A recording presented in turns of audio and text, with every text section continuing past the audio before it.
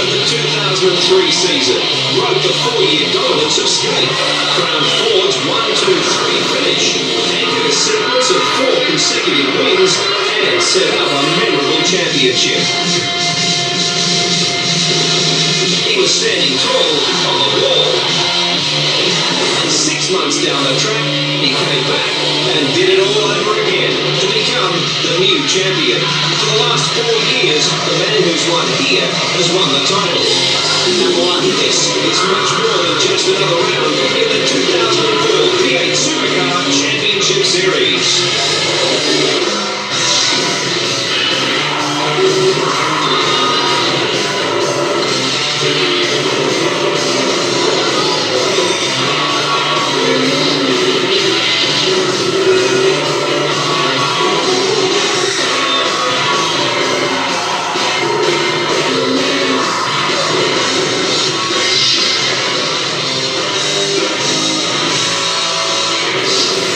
This is one of only 4 New South Wales rounds in the 13-round series, one of only 5 rounds where it's a single race format. There's a lot on the line, and going on 4 lap times and the fickle weather, it is going to be very hard to make a confident prediction here as we look at the numbers that matter. 300 kilometres, 32 starters, with a few drivers out, Skyfleet, Krause and Thexton. In fact, for the 77 laps, 75% race distance is 58. The pit window between 2 and 55 with stops for tyres and fuel. The cars are gritting up right now. Wet conditions here, more showers predicted, very humid conditions as well. The Munro Pole Award, well, that was quite the stunning performance. It went to Marcus Ambrose, who was 6th after regular qualifying, but he stormed through in one of a number of form reversals in that particular shootout. John Brown noticeably went from fastest in regular qualifying to the back of the top 10. So we are set for what should be a very interesting battle. And it's time now to join Neil Crompton in the hot seat here at Eastern Creek.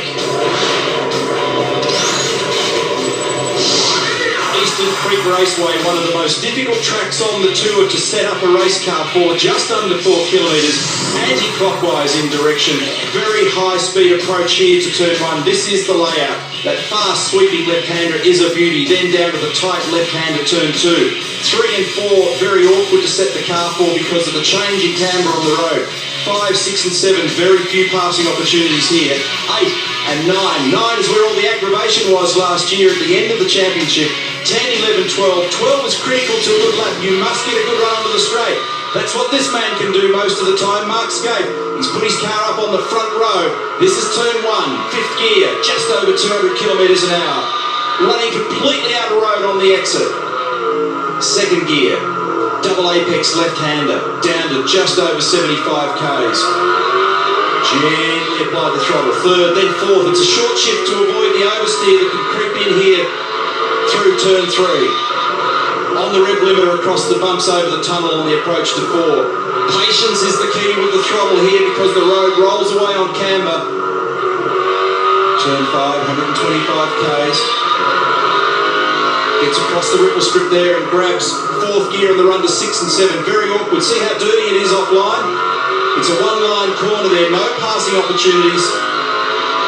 4th gear for the run to Corporate Hill. Big bump in the middle of the corner. Ripple strip to the left. Scapey doesn't go back to the left in the traditional race line. He track sacrifices. Stays right. Turn 9. 2nd gear. Just over 75 k's. 3rd gear. Flat shifting. Maximising performance on the rev limiter on the run up towards 10 and 11. Again, another corner where you move right before you turn left. Makes for very few passing opportunities. Turn 12. This is the critical one. Get a good run on here, you make free time. Come off there in 3rd, 4th, 5th, and then grab 6th gear. Just under 270 k's past the grandstand.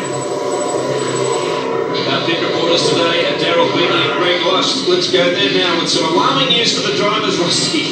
Yeah, it certainly is, Billy, but one thing they should be in mind of today, or some of them should be mindful of, is that Beattie Supercars championship point score. It's imperative these days to finish every round. Just to be classified to finish, it could have a big impact on the final standings at the end of the season. Now, for 4 drivers today, that'll take on even greater importance. For Simon Wills, for Stephen Ellery, for Tony Longhurst, and for Craig Lowndes from Ford Performance Racing. These drivers currently have no runs on the board, and to qualify as a starter for the next round in New Zealand, they must be in the top 32 in the championship point score by day's end.